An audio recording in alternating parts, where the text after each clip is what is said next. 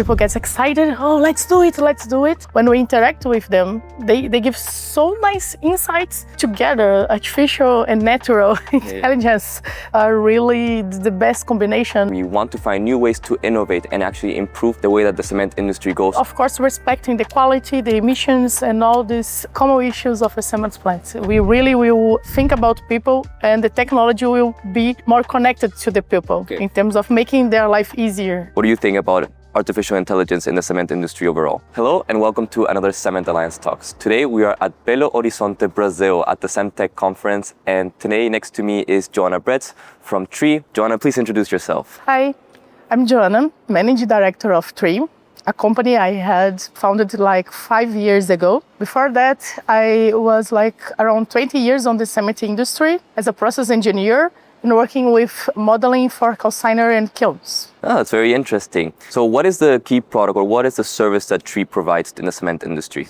On TRIE, we are on the business of providing the cement plants technology tools that can help them, especially on the decision-making process. So we have two types of way to interact with them. One of them is the TRIE Smart Flow, where we really model and show what is going inside the equipment itself, like what's happening inside the calciner or inside the kiln, and helping them to identify the potentials to improve the performance. But we also have an online tool which models the complete clinkerization process online all the time. And they can see, like, for example, in 12 hours, what will be my chlorine on the hot mill. So how should I adjust my fuel right now to not having problems in the next hours? And also the most special that we have is the AIMO, the Artificial Intelligence Mix Optimizer. And this is a tool they can use to really plan the whole week on all the fuels that they have available for each time, what will be the best mix, and also the flow rates that they should use for each material. Okay, well, that's very interesting. So you're helping basically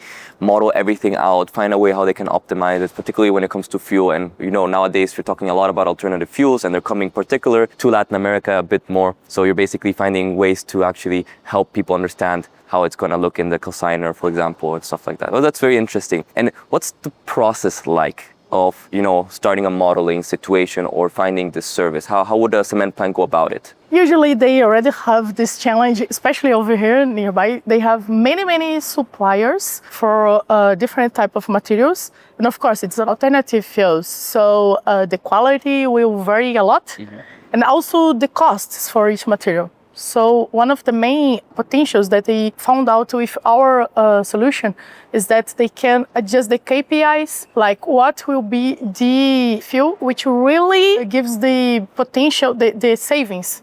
But of course, respecting the quality, the emissions, and all these common issues of a cement plant. Okay. And I heard yesterday talking to some of your colleagues as well, that you also can go to the plant and get the actual values that you need, or they can provide it to you straight away. So that makes it quite easy because you can get provided all the data and then you can start the simulation straight away. So what are the stages of a modeling like? So do you first collect the data, then you do the modeling, and what's that kind of process like? Since the beginning of the process, when they first get to us, I talk to them and help to identify exactly what are the main issues and how they are related to each other. For example, one of our success case, a plant here in Brazil, Barroso plant, we already even presented this in a Cement Alliance seminar. But the question was, they have high emissions on NOx, but also need to increase the TSR.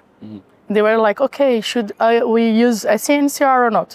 So we talked to them, identify, this is the first step. Talk and identify what are exactly the goals of the plant. Then we ask this basic online data they already have. Then we do a fast process evaluation to check if any special measurements are needed. Usually not, but sometimes they don't have one or two information. Then we guide them, especially for the AFR.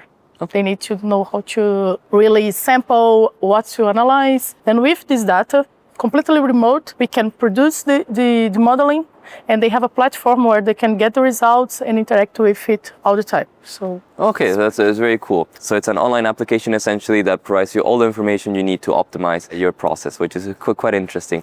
And where do you see, or what were the difficult things about this new technology? Or because it's something that you don't see quite often, and if you do see it, you see it in a very small scale. However, you guys are above and beyond in the way that you guys do it. So did you find any challenges actually showcasing this to cement plants, or how do they feel about this new way of innovating with the modelings? I think this is what's happened with all types of innovation, right? On the first, people get excited, oh, let's do it. Then when it starts, of course, it takes some hard work to get the data, to get the proper data, and to transform this to the information.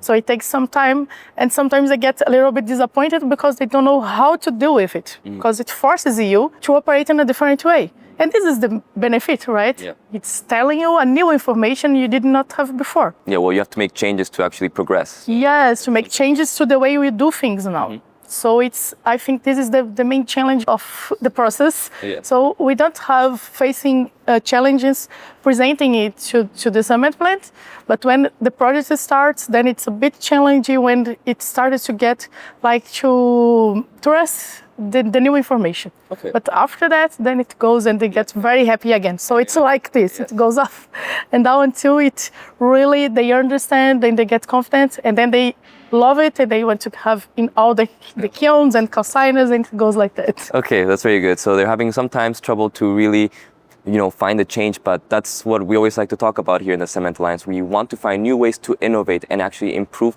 the way that the cement industry goes, so we have also a cleaner future with it. And now talking about the cement industry as a whole, tell me a little bit about what you think the cement industry will be looking like in, let's say, 10 years, or what are the new trends and tendencies that we're going to see, or where do you think it's headed in simple terms?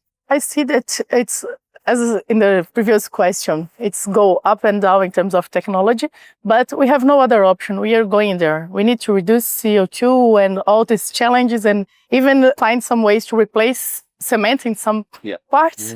So technology will be the key, but I see that now, as people say, we're going to Industry 5.0, with the idea of people should be the center. So I see that in the future, it will be like that. We really will think about people, and the technology will be more connected to the people. Okay. In terms of making their life easier. And then we will go much faster than we are doing now. So as a company that provides a service using also artificial intelligence in some way or another, if I'm not mistaken. So you really think the cement industry will start getting more artificial intelligence? We're going to see more data analysis being taken into consideration. So what do you think about artificial intelligence in the cement industry overall? A good thing, a bad thing? But what do you say? No, I see it's a good thing. Especially now that the people are being considered in the process, because this was our experience when we started with the first version of AIMO. We did first, of course, checking the data and telling the people, but then when we interact with them, they give so nice insights that even the artificial intelligence would not combine in that way. Okay. So together, artificial and natural intelligence, then we are really the best combination and can achieve the great results. So I think this will be the future, and people, it's getting used, especially because we have more, routine artificial intelligence like ChatGPT and things like that. So people are not so afraid of artificial intelligence anymore. The cement industry will follow. Yeah. So now what you're saying, if I understand correctly, is we want to use artificial intelligence also with our own personal knowledge, and that would actually push us further ahead. Well, Joana, thank you so much for being here today with us, and thank you all for watching. If you're interested to learn more about TRIE, or you want to talk to one of the Cement Alliance members, please visit thecementalliance.org. Thank you, Joana. Thank you for having me. Bye-bye.